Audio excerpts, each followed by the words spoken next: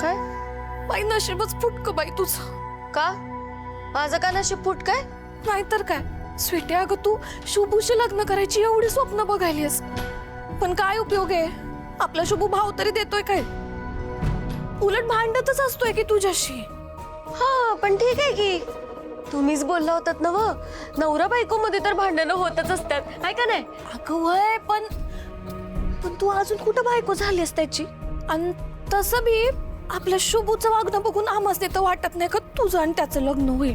शोभाताई म्हणजे बघ की आपला शुभू आधीसारखा वागतो का ग? नाही ना. पण मग तुम्हीच समजावा की शुभूला. काय फायदा आमचं ऐकण्यात आहे काय? तो त्या श्रावणीनं त्याला काय पट्टी पडवले, त्याच्या डोक्यात काय जादू केली ते आम्हासनीच कळत नाही बाई. स्वीटी, तुझी आम्हाला काळजी वाटते म्हणून तुला सांगायला आलोय. स्वीटी, आपल्या शुभूचा नाद सोडून दे. काय खुळागत बोलायला लागलाय? अगं तुझ्या भल्यासाठीच बोलायलोय आम्ही.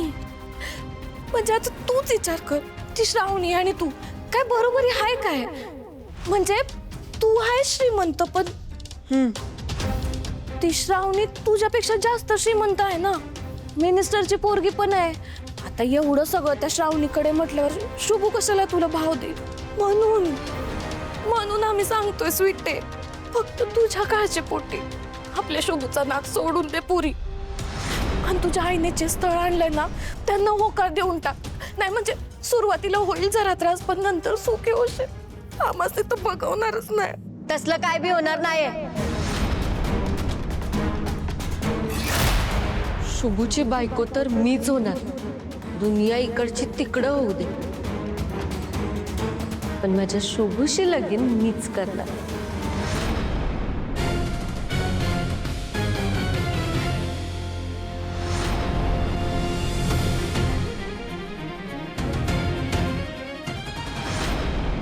डॉक्टर, हा पेशंट काही बोलत का नाहीये? पेशंटचे सेन्सेस काम करत नाहीयेत. पण मग ते बरे होतील ना? काही सिरियस नाहीये ना? हे बघा, पुढे काय होईल आम्ही सांगू शकत नाही. म्हणजे ऍक्सिडेंटमुळे जास्त लागलं नाहीये, पण आम्हाला त्यांच्या शरीरात डेंजरस केमिकल सापडलेत. म्हणजे त्यांची परिस्थिती अशी आहे की त्यांना स्वतःचं भान राहिला नाहीये. पण मला एक कळत नाहीये, यांना एवढे डेंजरस केमिकल्स कोण देत होतं? मला ह्याबद्दल काहीच माहित नाही. पण डॉक्टर प्लीज तुम्ही त्यांचे व्यवस्थित उपचार करा. मी सगळा खर्च करेन. आणि प्लीज याची न्यूज कुठे बाहेर पडू देऊ नका. आपलं बोलणं झालं यावर, डोंट वरी. शुभू कुठे आहेत त्या? अगं तो तर कामावर गेला की. कामावर गेलाय? अजून आला नाही का? नाही, नक्की कामावरच गेलाय ना? का ते श्रावणीच्या मागं फिरायला? अगं स्वीटी, काय बोलतेस ग? शुभूच्या मनात तसं काय बी नाही. तू उगाच गैरसमज करून घ्यायला लागलीस. काय चुकीचं बोलायली स्वीटी? आय आम्हासनी तर असं वाटायलंय शुभू बद्दल का नाही आपल्या सगळ्यांनी लई मोठा गैरसमज झालाय. नाही म्हणजे आपण त्याला आजवर जसं समजत होतो तसं वागतो काय तो? अगं काय बोलतेस शोभे? घ्या, आम्ही काय उगाच बोलतोय? आहे अगं जरा विचार कर. शुभू मिनिस्टर साहेबांपेक्षा त्या श्रावणीची ड्युटी जास्त करतो का नाही? मग आणि आज एवढा गुढीपाडवा आहे, हाय घरात आहे? हाय कपूर घरात नाही ना? आमच्याकडनं लिहून घ्या. शुभू ना त्या श्रावणीनं बोलून घेतलं असणार म्हणून गेलाय.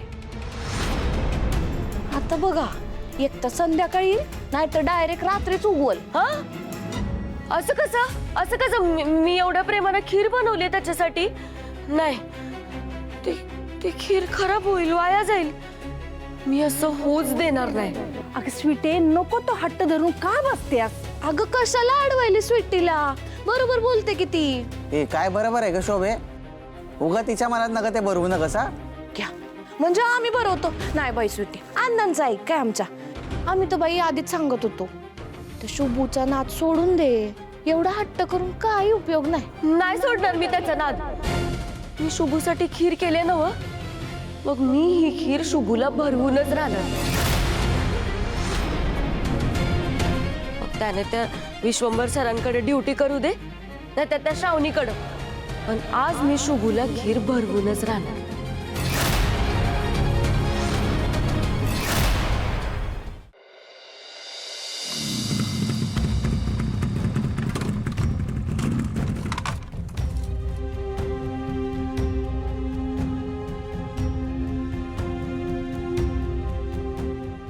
कळत नाही. लोक म्हणतात तिथं अपघात तर झालेला, पण CCTV फुटेज नसल्यामुळं पेशंटला कोण घेऊन गेलं ते समजलंच नाही. अरे तेच तर, शहरातले बाकीचे सगळे CCTV सुरू आहेत आणि त्याच एरियातले तेवढे बंद आहेत. काही गडबड नाही का वाटत तुला? नाही, मला पण तेच खटकालंय. आता ह्याच्या मागं कोण आहे का नाही ते बी आपल्याला कळेल, पण जरा वेळ लागणार. मग काय करायचं? वाट बघायची का? कसं शोधायचं शिरीष घाणेकरांना? आपण एक आयडिया करू शकतोय. आपण आसपासच्या सगळ्या हॉस्पिटलमध्ये जाऊन त्यासनी शोधू शकतोय. हो बरोबर आहे. चल चल आत्ताच जाऊ, वेळ नको घालवायला. चल. नाही, आधी आपल्याला ऑफिसला जायला पाहिजे. साहेबांची एक फाईल मला अर्जंट मंत्रालयात पाठवायची आहे. ती घेऊयात आणि मग निघूयात. मॅडम, कसला विचार करायला सर?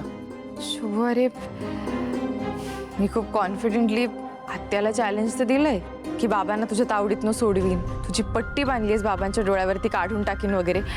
पण मी हरले तर? जर मी बाबांना आत्याच्या तावडीतनं सोडवूच शकले नाही तर? मॅडम, तुम्ही एकट्या नाही सा. हे शुभू तुमच्या पाठीशी खंबीरपणे उभा आहे. तुम्ही हरण्याची भाषा करू नका. हे बघा, सत्याची वाट खडतर असते, पण शेवटी सत्यच जिंकते. आता शिरीष घाणेकरांना शोधायची जबाबदारी माझी. ती एकदा सापडली ना, मग सगळं चित्र पालटेल. फक्त तुम्ही आता हिंमत हरू नका.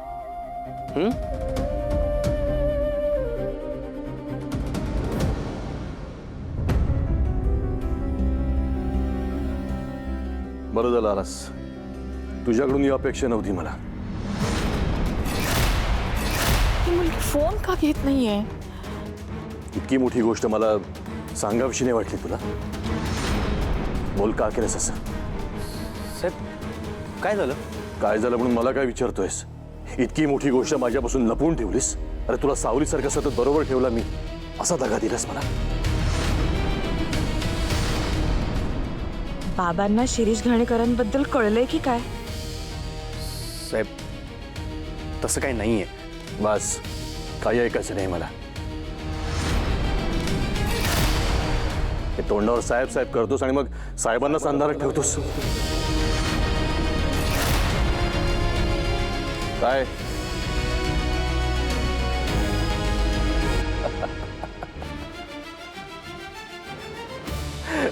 चेहरा बघ कसा उतरलाय, रंग उडालाय सगळा. घाबरलास ना?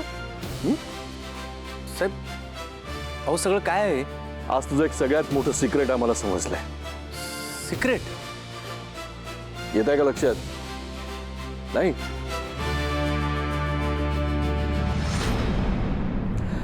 ये बाळा, ये बाहेर ये.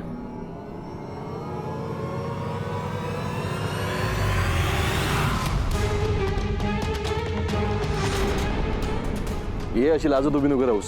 ये.